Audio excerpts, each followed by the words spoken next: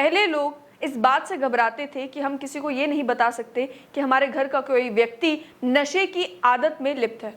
लेकिन अब de addiction centre से लोग घबराना शुरू हो गए हैं। एक के बाद एक कई सारे ऐसे केसेस रिपोर्ट हुए जिनमें बताया गया कि हमने अपने घर के किसी एक व्यक्ति को ड्रग डी एडिक्शन सेंटर में भेजा। ड्रग डी एडिक्शन सेंटर जो प्राइवेट था, क्योंकि सरकारी डी एडिक्शन सेंटर में जगह नहीं थी या वेटिंग टाइम बहुत था, जिस वजह से हमें उसे प्राइवेट डी एडिक्शन सेंटर में भेजना पड़ा। और उस प्राइवेट डी एडिक्शन सेंटर में भेजने के बाद हमें सिर्फ एक फ़ोन कॉल आया कि आपका घर का वो व्यक्ति जो है अब इस दुनिया में नहीं है। या ऐसे इंसिडेंट्स हुए जहां से वो प्राइवेट डी एडिक्शन सेंटर से वो व्यक्ति भाग निकला, भाग निकलने के बाद केवल और केवल उस व्यक्ति की लाश मिली, वो व्यक्ति दोबारा उस परिवार को नहीं मिला।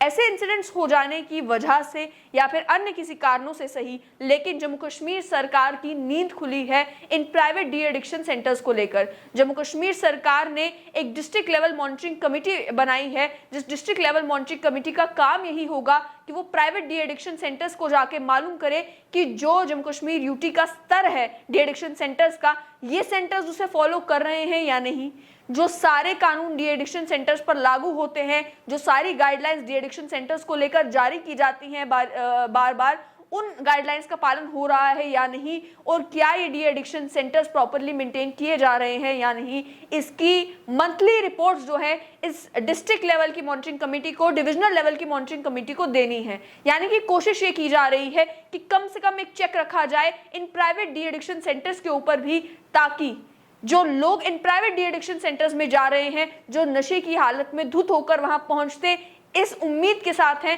कि हमें इस आदत से छुटकारा मिलेगा, जो परिवार बड़े विश्वास के साथ अपने बच्चे को इस डी एडिक्शन सेंटर में भेजता है इस उम्मीद के साथ कि उस व्यक्ति की जिंदगी सुधर जाएगी, जो बुरी आदतें उसे लगी हैं वो आदतें छूट जाएंगी, उन्हें नाउम्मीदी का सामना ना करना पड़े, उन्हें इस तरीके की खबरें सुनने को ना मिले कि आपके घर का व्यक्ति जो है वो अब इस दुनिया में नहीं रहा। इस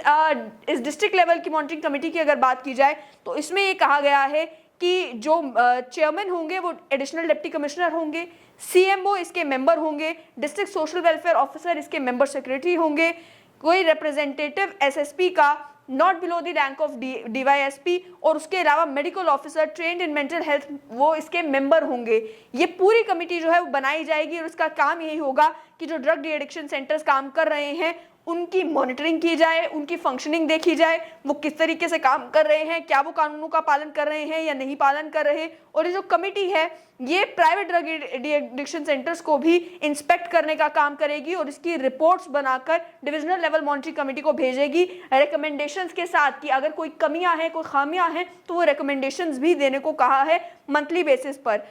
और साथ साथ में ये कहा गया है कि इस कमेटी का काम ये भी होगा कि ड्रग डी एडिक्शन पॉलिसी जो है सरकार की उसे ग्राउंड लेवल पर इंप्लीमेंट करे, अवेयरनेस कैंपेन्स करे हैबिट फॉर्मिंग ड्रग्स को लेकर, जिसकी वजह से सब्सटेंस अब्यूजर्स का नंबर जो है वो जम्मू कश्मीर में बढ़ रहा है। ऑलरेडी आपने देखा कि पहले एक बार सर्वे हुआ तो बताया गया कि 10 लाख लोग जो हैं वो जम्मू कश्मीर में सब्सटेंस अब्यूजर्स हैं, जो अलग अलग तरीके के ड्रग्स का इस्तेमाल करते हैं, ओपियोइड्स का इस्तेमाल करते हैं या फिर marijuana या अलग तरीके के ड्रग्स का इस्तेमाल करते हैं। अब ये भी देखने को मिला कि महिलाओं का नंबर भी जो ड्रग्स इस्तेमाल कर रही हैं वो भी जम्मू कश्मीर में बढ़ता नजर आ रहा है। वहीं चाहे नए नए डी एडिक्शन सेंटर्स खोले जा रहे हों, लेकिन उन डी एडिक्शन सेंटर्स में भीड़ भी कम नहीं है। उन डी एडिक्शन सेंटर्स में लोग जा रहे हैं, बढ़ चढ़कर जा रहे हैं इसी उम्मीद के साथ कि वो ठीक हो जाए, लेकिन क्योंकि सरकारी जो डी एडिक्शन सेंटर्स हैं उनमें उतनी कैपेसिटी नहीं है कि वो इतने